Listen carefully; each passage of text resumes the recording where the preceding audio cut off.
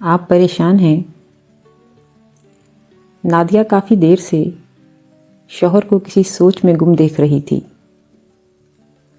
صابر کی نگاہیں بظاہر تو ٹی وی اسکرین پر مرکوز تھیں، مگر اس کی سوچ کا پرندہ کہیں دور دراز پرواز کر رہا تھا۔ نادیہ کی نرم آواز پر صابر چونکا اور پھر گہری سانس لے کر سر اس بات میں ہلایا، ہاں لیکن کچھ خاص نہیں۔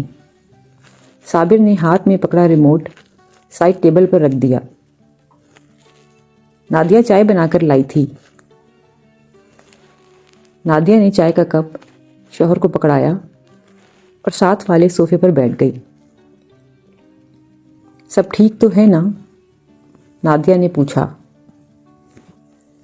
رات کے 10 بجتے ہی جب بچے سونے کے لیے اپنے اپنے کمرے میں چلے گئے، تب صابر اور نادیہ کو تنہائی میں بات کرنے کا موقع ملا تھا۔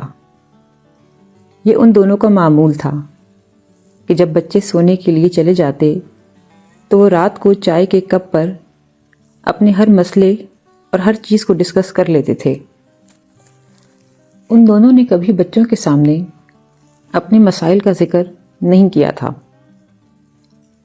اللہ کا کرم ہے، بس بڑی عید آنے والی ہے، اسی کے بارے میں سوچ رہا ہوں، صابر نے تھکے ہوئے انداز میں کہا۔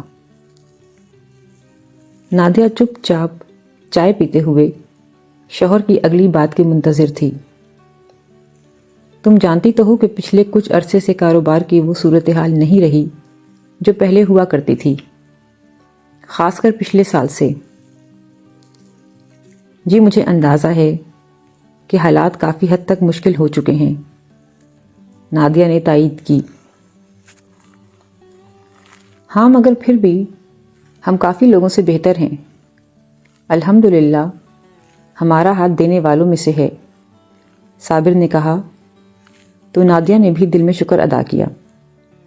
بے شک اللہ کا بہت کرم ہے، نادیہ نے نرم لہجے میں کہا۔ پچھلے سال تو میں نے مشکل سے 1 لاکھ روپے میں گائے لی تھی، مگر اس بار قیمت مزید بڑھ جائے گی۔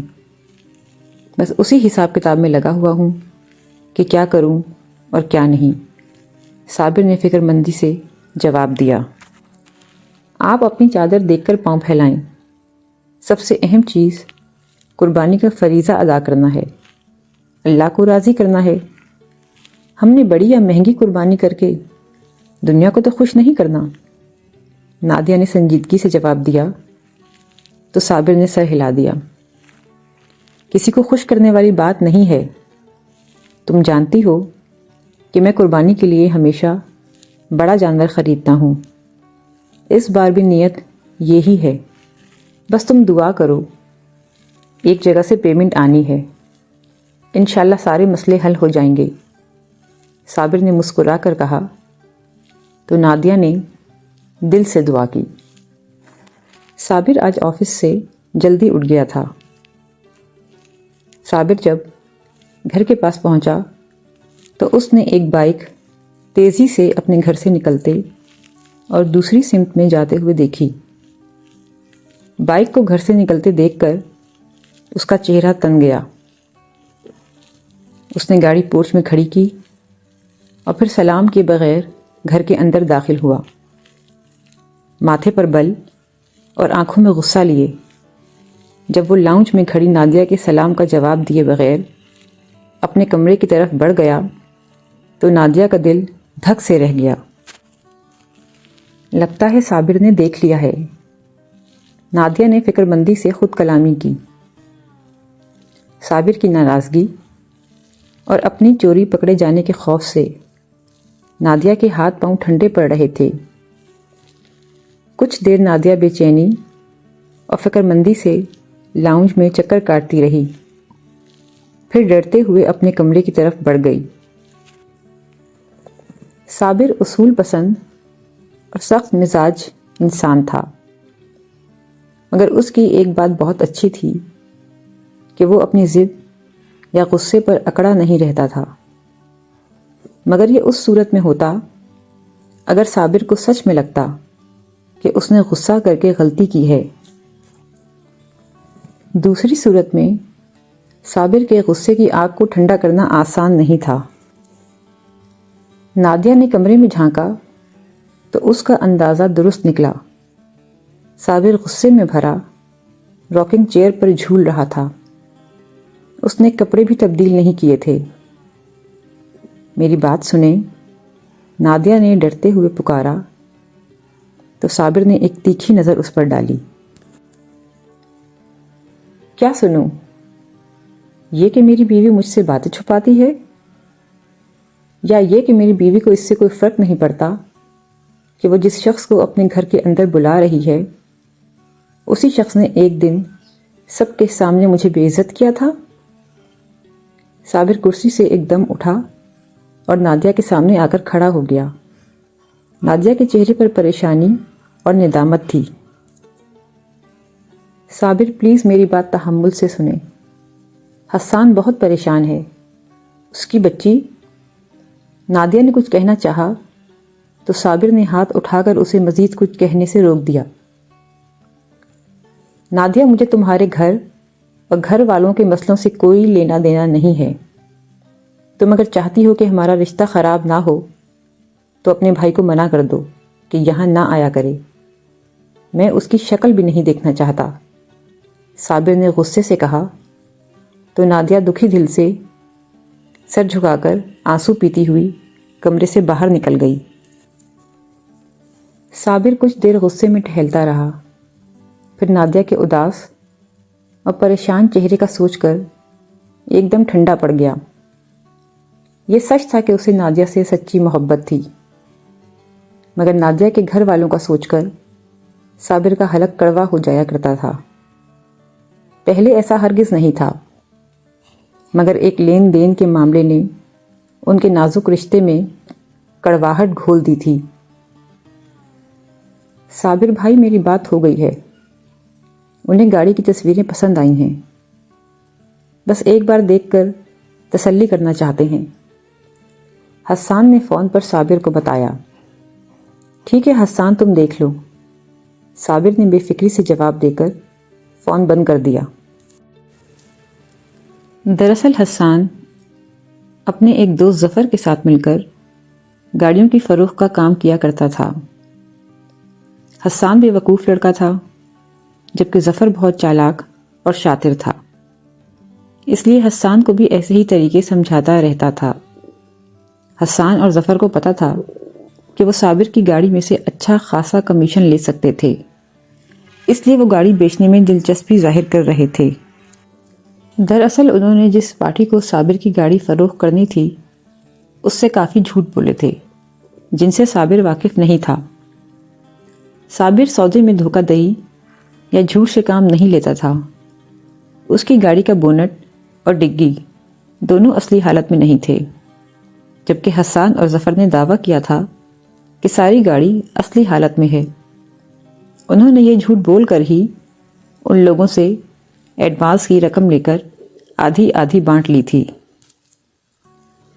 جس دن گاڑی کی پوری پیمنٹ ہونی تھی، حسان نے صابر کو اپنے گھر ہی بلا لیا تھا، جہاں ظفر اور دوسری پارٹی بھی موجود تھے۔ صابر گاڑی لے کر پہنچ گیا۔ یہاں سے فارغ ہو کر اس نے آفس بھی جانا تھا۔ گاڑی کی پوری رقم دینے سے پہلے ان لوگوں نے ایک بار پھر گاڑی دیکھنے کی فرمائش کی، کیونکہ آج ان کے ساتھ ایک نیا شخص بھی موجود تھا۔ صابر نے کہا کہ آپ اچھی طرح تسلی کر لیں، پھر سودا طے کر لیں گے۔ جب انہوں نے دوبارہ گاڑی دیکھی تو واپس آ کر حسان سے بحث کرنے لگے کہ تم نے ہم سے جھوٹ کیوں بولا۔ ان لوگوں کے ساتھ آیا نیا شخص دراصل ان کا پرانا مکینک تھا، جو پہلے گاڑی دیکھنے نہیں آ سکا تھا، مگر آج سودے والے دن پہنچ گیا۔ اسی نے بتایا کہ یہ گاڑی اصلی حالت میں نہیں ہے، اور اس بات سے وہ لوگ پہلے واقف نہیں تھے، اس لیے غصے میں آ کر حسان سے بحث کر رہے تھے۔ حسان گھبرا گیا اور ظفر کو دیکھنے لگا۔ صابر نے حیرانی سے حسان کی طرف دیکھا۔ میں نے تو پہلے ہی بتا دیا تھا کہ یہ گاڑی اصلی حالت میں نہیں ہے، صابر نے سنجیدگی سے کہا۔ مگر آپ کے رشتہ دار نے ہم سے جھوٹ بول کر ایڈوانس کی رقم لی ہے، ان لوگوں نے کہا۔ تو صابر کو حسان پر بہت غصہ آیا۔ اس نے ان لوگوں سے معذرت کی اور ان کی رقم اپنے پاس سے واپس کر کے انہیں بھیج دیا۔ حسان، تم نے غلط بیانی سے کام کیوں لیا؟ صابر نے غصے سے سوال کیا۔ حسان نے گھبرا کر اپنے باپ کو آواز دی، جو فوراً وہاں آ گئے۔ ان کے پیچھے نادیہ کی امی بھی پریشان چہرے لیے آ گئیں، جبکہ ظفر خاموشی سے تماشا دیکھنے لگا۔ صابر حسان پر غصہ کر رہا تھا، جبکہ نادیہ کے والدین اسے ٹھنڈا کرنے کے لیے پیار سے سمجھا رہے تھے، جس پر صابر کو لگا کہ وہ بیٹے کی طرفداری کر رہے ہیں، وہ بھی ایک غیر شخص کے سامنے۔ صابر کو اپنی سخت بے عزتی محسوس ہوئی اور وہ غصے سے وہاں سے چلا گیا۔ اس دن کے بعد سے صابر نادیہ کے گھر والوں سے زیادہ نہیں ملتا تھا۔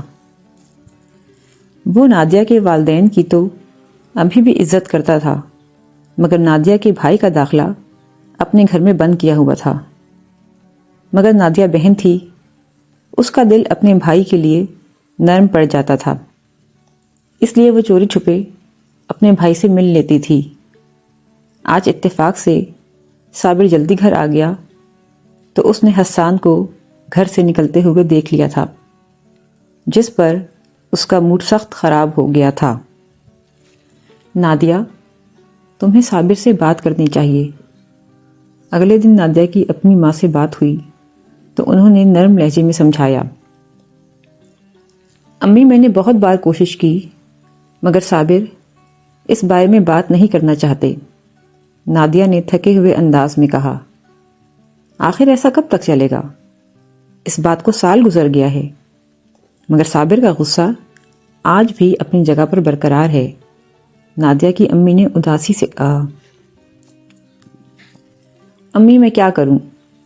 صابر کو لگتا ہے آپ لوگوں نے حسان کا ساتھ دیا، اس کی طرفداری کی، جبکہ حسان غلط تھا، نادیہ نے کہا۔ نادیہ، ہم مانتے ہیں کہ حسان کی غلطی تھی، اس نے جھوٹ اور دھوکے سے کام لیا۔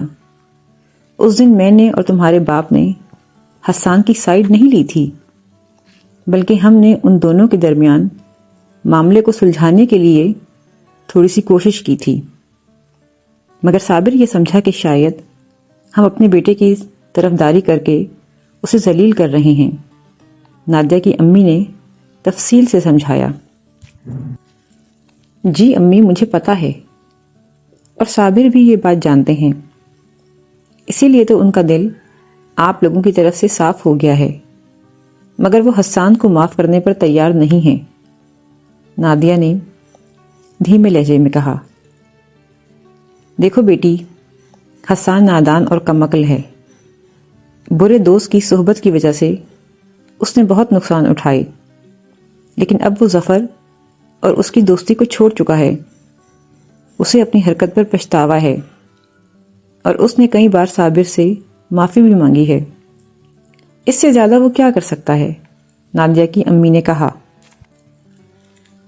جی امی، مجھے اندازہ ہے کہ حسان اپنی حرکت پر بہت شرمندہ ہے، مگر صابر کا دل صاف ہونے میں کچھ وقت لگے گا، آپ پریشان مت ہوں، نادیہ نے تسلی دی اور پھر فون بند کر دیا۔ نادیہ چاہتی تھی کہ صابر حسان کو معاف کر کے اپنا دل بڑا کر لے، مگر فی الحال ایسا ہونا ممکن نہیں لگ رہا تھا۔ دوسری طرف حسان کی بیٹی کو نمونیا ہو گیا تھا اور وہ ہسپتال میں داخل تھی۔ نادیہ اس لیے بھی بہت پریشان اور اداس تھی۔ بڑی عید سر پر تھی، مگر نادیہ کا دل کسی چیز میں نہیں لگ رہا تھا۔ عجیب بے دلی اور بیزاری میں دن گزر رہے تھے۔ اس کی بے دلی اور بیزاری صابر نے بھی محسوس کر لی تھی، مگر وہ پھر بھی خاموش تھا۔ نادیہ، تم خوش نہیں ہوئی؟ صابر آج بہت خوبصورت اور صحت مند گائے قربانی کے لیے خرید کر لایا تھا۔ صابر نے اپنی دور رہنے والی دونوں بہنوں کو بھی ویڈیو کال پر گائے دکھائی تو وہ دونوں خوش ہو کر بھائی کو دعا دینے لگیں جو انہیں ہر موقع پر محبت سے یاد رکھتا تھا۔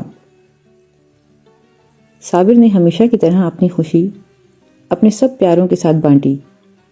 اپنے سب بہن بھائیوں کے ساتھ ہنستا مسکراتا دیکھ کر نادیہ کو ان خوشیوں میں اپنے گھر والے بہت یاد آ رہے تھے، مگر وہ سب تو اپنی مشکل اور پریشانی کا شکار تھے۔ ان کی تکلیف کا سوچ کر نادیہ کا دل اداس تھا۔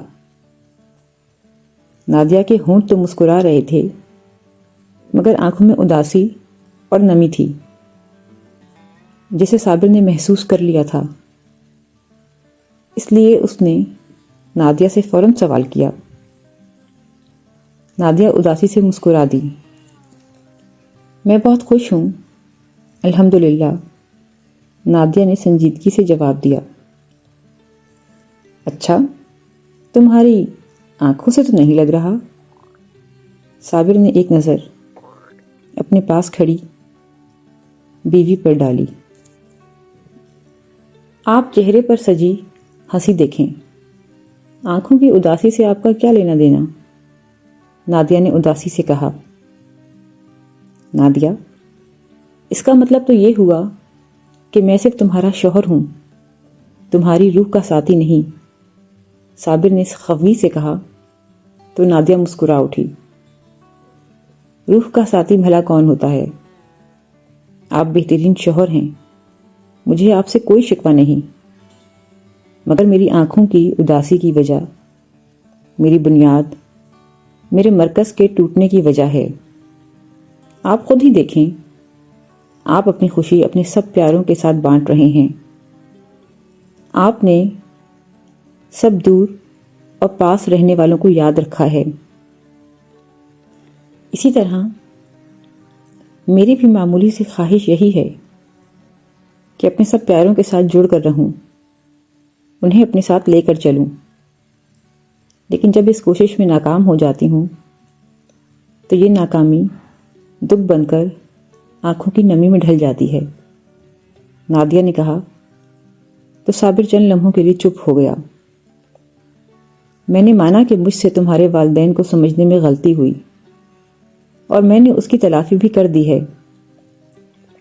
مگر حسان نے میرے ساتھ دھوکہ کیا ہے، کیا میں اسے بھی معاف کر دوں؟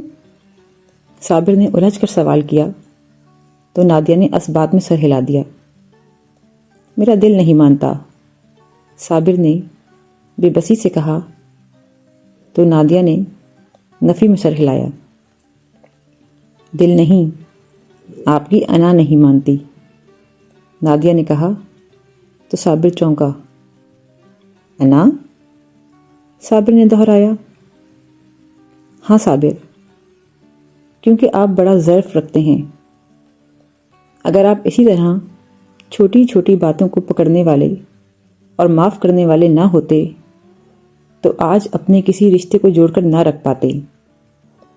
حسان کو معاف کرنے میں آپ کی انا آڑے آ رہی ہے اور کچھ بھی نہیں، نادیہ نے سنجیدگی سے کہا۔